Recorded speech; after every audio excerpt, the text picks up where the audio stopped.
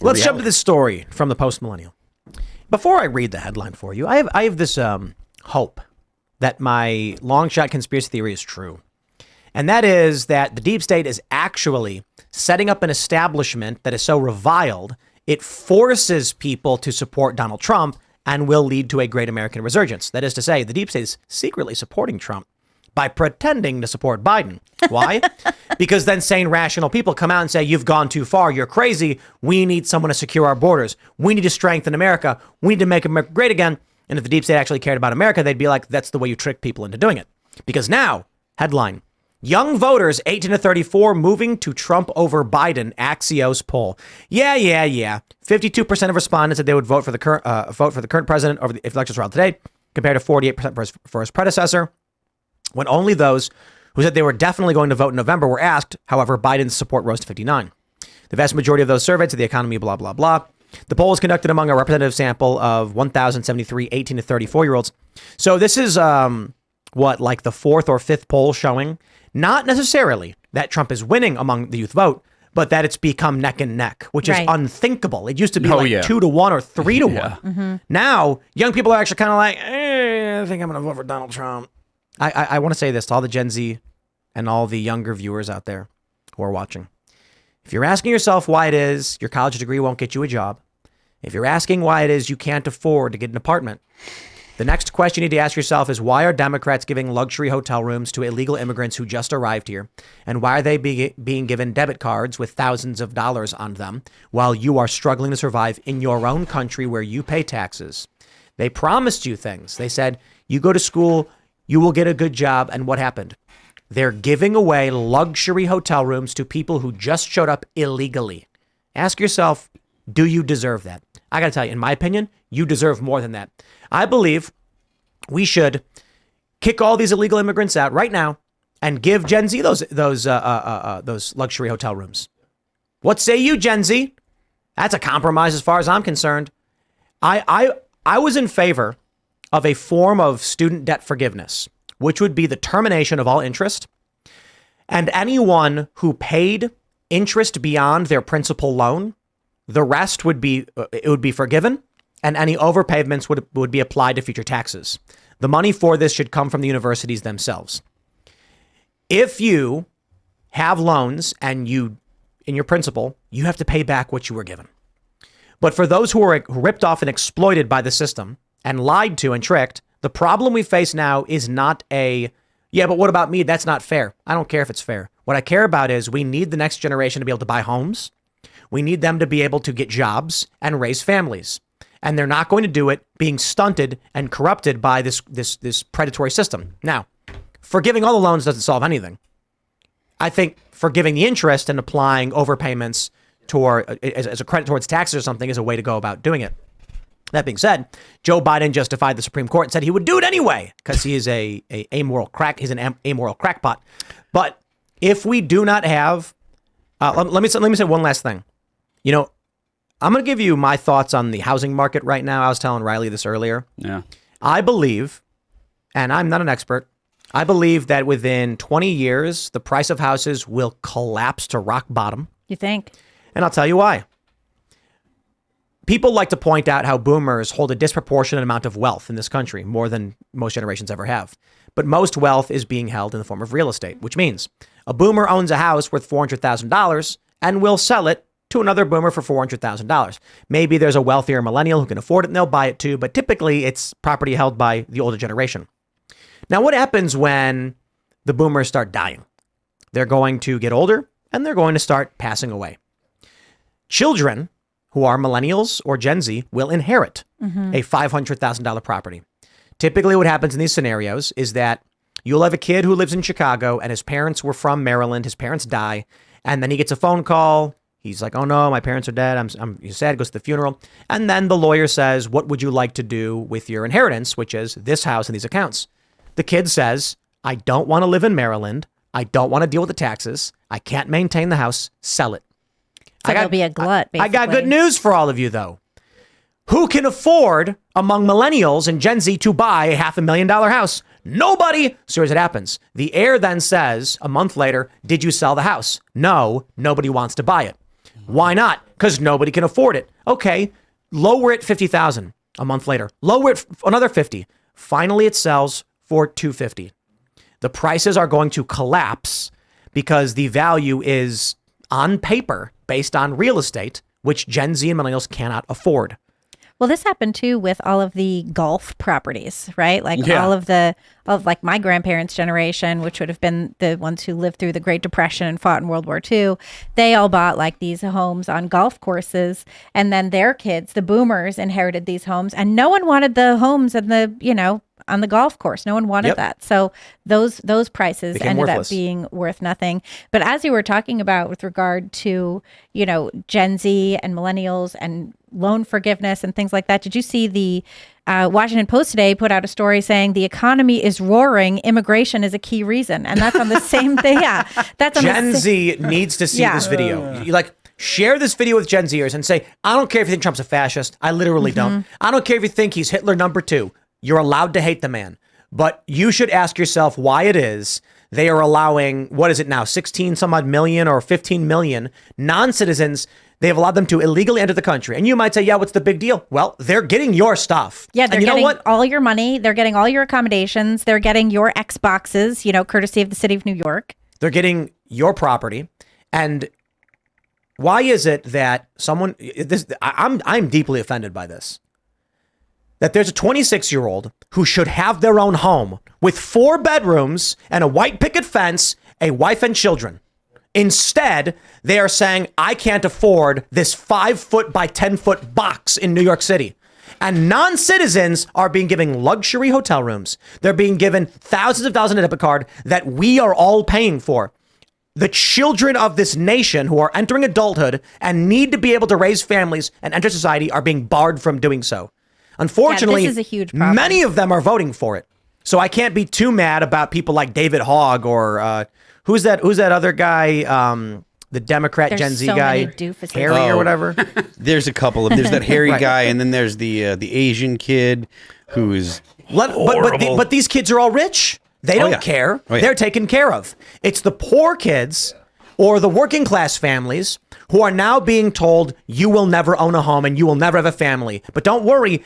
10 million new non-citizens illegally entered the country, and we're paying them to do so. Well, and these kids are told to give up their happiness. They're told to give up the things that will make them happy.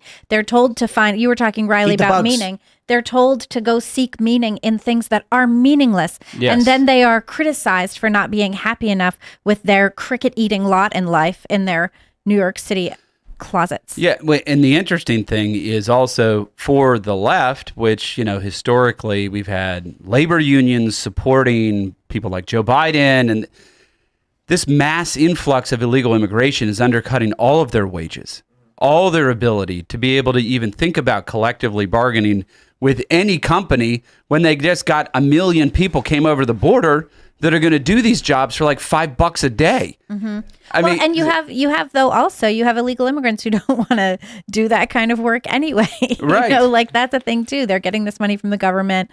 They get working papers, but then that's 180 something days later. Mm-hmm. They're just living for free in these New York City hotels, like Tim was talking about. And the other thing too, for people who go to New York, you can't afford a hotel.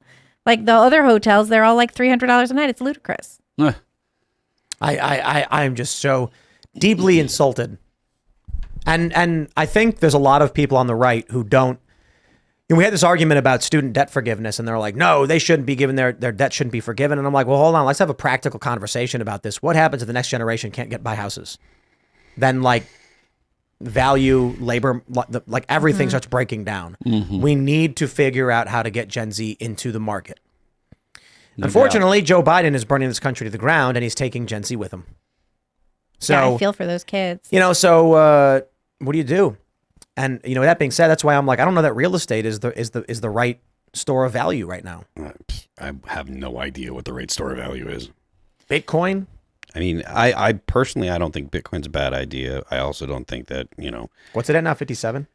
It's pushing. It's looking like it might go for all-time highs in the next week or so. It's like at 55. It's 56.7. It's supposed to, based on trend records, hit 200 and then fall back down to 100 or 80 actually.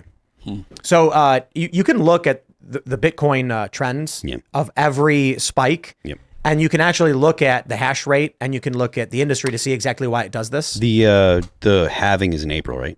Yeah, so like when Bitcoin first hit 1,000, everyone went, and then it fell down to like 100. Then it hit 20, and everyone, and then it fell back down to like a couple thousand.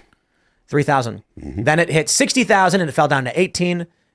This is like normally what happens. Yeah. My thing is always just like, I'm not going to give anybody advice. I just buy a little bit periodically.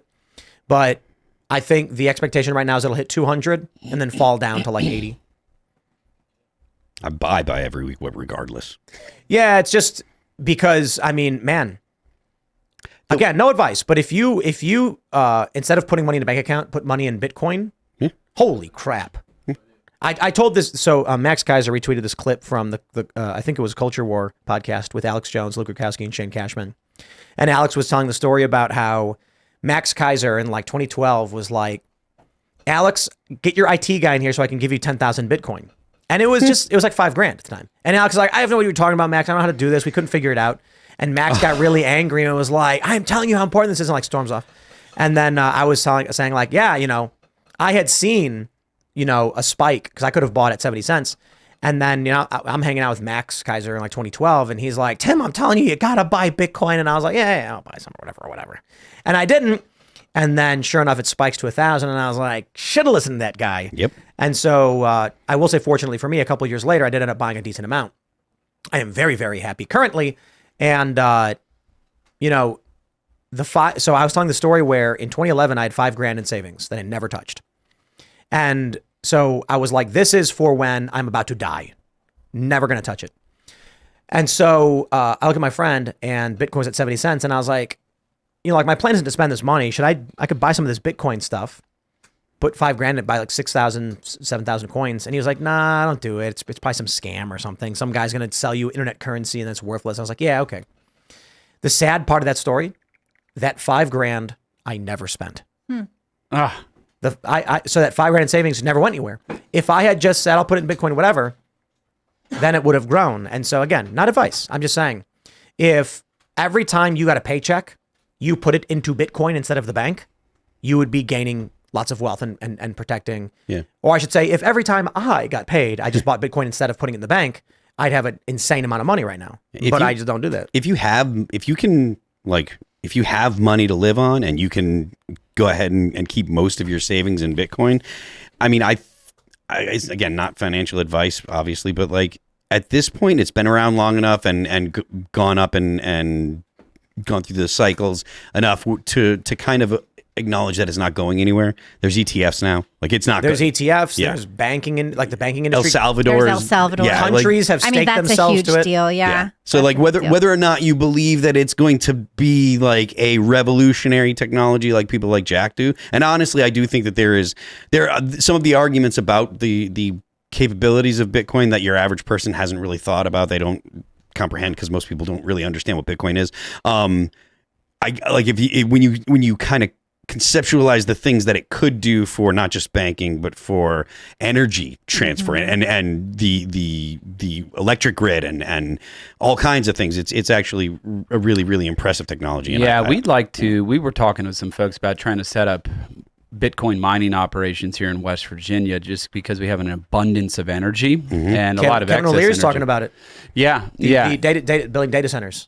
Yeah, he came down to Charleston and met with the governor. Wow. That was just bye New York. Just a few weeks ago. Actually, So how's that going? Well, it's going well. I mean, I'm on the State Economic Development Authority board, so I can't get into too much. But we're having really positive conversations about it. So we're going to become like a West Virginia economic powerhouse. I'm hoping. That sounds like a lot of fun to me. I mean, look, we have an abundance of excess energy here that we can help. What form is the energy? Coal, gas. We can have oil. Yeah, the good stuff. Oil? Yeah, we got oil. Wow. We got all three. So, but coal and gas, which is kind of your baseload energy, obviously, particularly coal's baseload, nuclear's baseload. Gas hits more of like the spiking energy stuff. But we have all that here. We have the ability to do it. And the problem is where they go to Texas and they try to get the gas that flares down there and use that to mine Bitcoins and power some of that. The servers get so hot. Yep. So what we proposed is putting these in abandoned coal mines because they're cold. Wow. They're very, very That's cold clever. down there. That's a clever idea. And so it keeps it very cool so they could just operate continually, no problem, never overheat or anything like that. And, to Phil's point, now I can't give financial advice. I'm state treasurer, legally can't. But they've come up with a lot of different types of financial instruments that include Bitcoin, blended options that are not entirely Bitcoin, that are kind of like bonds and kind of stuff? Yeah, you could mix in some equities into it and then have some exposure to Bitcoin so it's not in totality if that's something you're interested in, and just have a little bit of it. And, there's kind of blended options that are, they'll build these securities and stack them in differently. But there's a lot of ways to get exposure to it if you wanted to. I'm not telling you to do that. I'm telling nobody to do anything financially. It's like interesting, it's interesting new financial technology, basically. It is, and I don't think it's going anywhere. I mean, Bitcoin is certainly real. It's not going anywhere. We'd love to mine some Bitcoins here in West Virginia. And look, it's so interesting because you'll be co-located to where the energy comes from, and we can put those servers down in that abandoned coal mine and keep them cool. Hey, learn to mine, right? Yeah. We're going to mine in a mine. Yep. West Virginia's the place to be. Yeah. New York is sabotaging businesses with that Trump verdict. Kevin O'Leary is like, we're leaving. With literal communists marching on the street. I saw that. There is a reason why New York is such a basket case nowadays. That crime is through the roof, and it's a mess out there, and it's because of the leftist influence when it comes to the justice system. Thanks for watching this clip from the Timcast IRL podcast. Hang out with us live Monday through Friday at 8 p.m. and become a member over at timcast.com for uncensored, members-only shows exclusive. Thanks for hanging out, and we'll see you all next time.